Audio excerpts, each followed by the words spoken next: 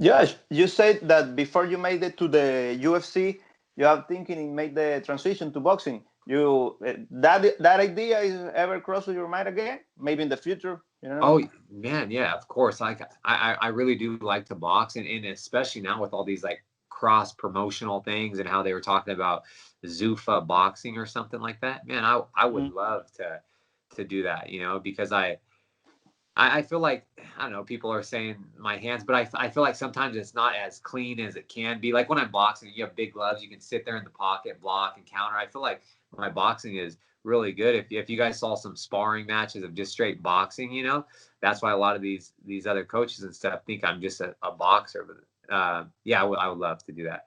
Especially that's why I want to go on, do this, and then if I could become some, get a little push and from the UFC or someone, then become more known, then yeah, I would love to do some like cross promotional stuff and box some of these guys. That'd be May, amazing. Josh, maybe bare knuckle. Do you like that?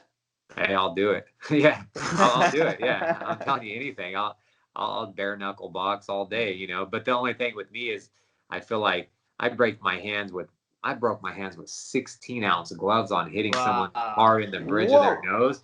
I Yeah. broke my hand a few times in actually my MMA fight.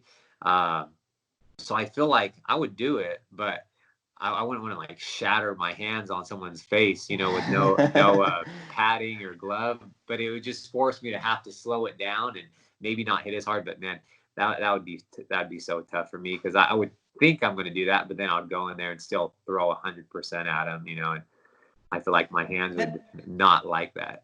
Yes, yes. Now that we're talking about this, I would like to know, because you're a truly heavy hitter, and I want to know if you notice when you connect a KO punch and which is the difference with another punch. Because I was watching your fights, and when you knocked out Johnson or Lamas, it looked like you instantly knew that the guy was out.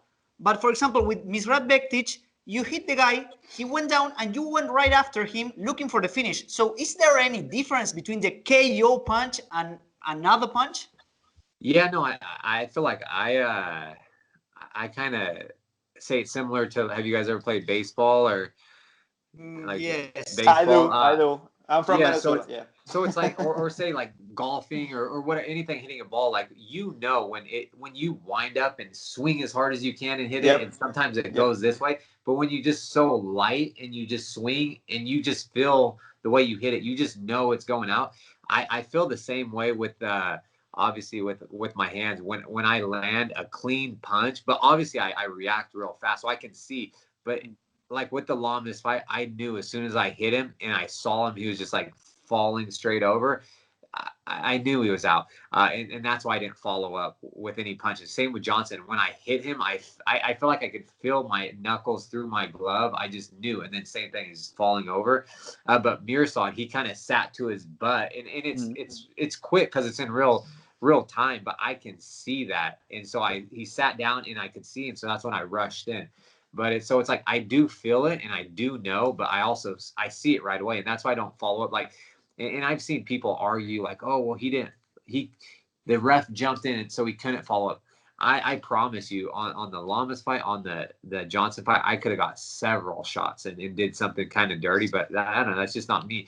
I feel like it's that much sweeter to, like I would say, it's like a walk-off grand slam at the World Yes. Series. You know what I mean? Yeah. Like bases Yep. loaded, you hit it out, you could jog around the bases. It looks that much better. It's like, Mark Hunt, all those guys. He used to always hit people Yes. and then just turn around and walk out because he knows.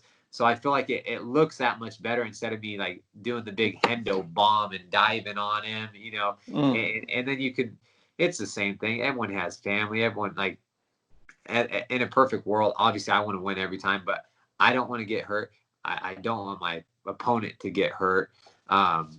But it's like, you know what I mean? So that's why some of the stuff is unnecessary. I feel like you can end someone's career, or you can seriously hurt somebody. And if there's no need for it, there's no need for it. And which one of your knockouts, Josh, is your favorite? I don't know. It's like even just in the UFC, or The No. UFC or No. Whatever Well, your favorite. yeah, I don't know. I'd probably say even I guess probably the favorite would probably be Lamas, just because how it all went down. How it, like, no one really knew like serious MMA fans knew who I was, but a lot of people didn't know who I was, and then kind of just shocked the world. And I you know, my second fight at featherweight, I leapfrogged the entire division. I was ranked 4th in the world all of a sudden, and the co-main event on Fox. So that was pretty sweet. But I've had some like pretty good ones. Even my first amateur fight was it was kind of crazy. It was I fought in a bar. I fought in a bar. That's the craziest thing.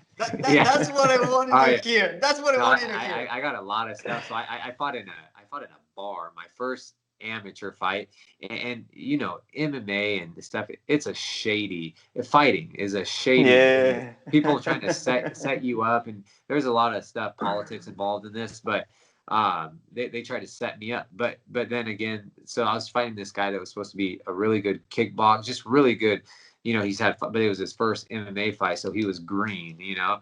I was like, all right, whatever, but he was from AKA, supposed to be their top up and comers, and so a lot of people that came to watch him, like Cain Velasquez was there, John Fitch, Phil Baroni, Josh Koscheck, all the top guys, and this is in 2011. Man.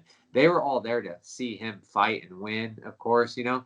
But then I went in there and I knocked him out in the second. So bad, like so bad. Like you can find, it's kind of hard to find it on YouTube because they spelled my name wrong. But it's the second round. I put the knockout actually on my Instagram.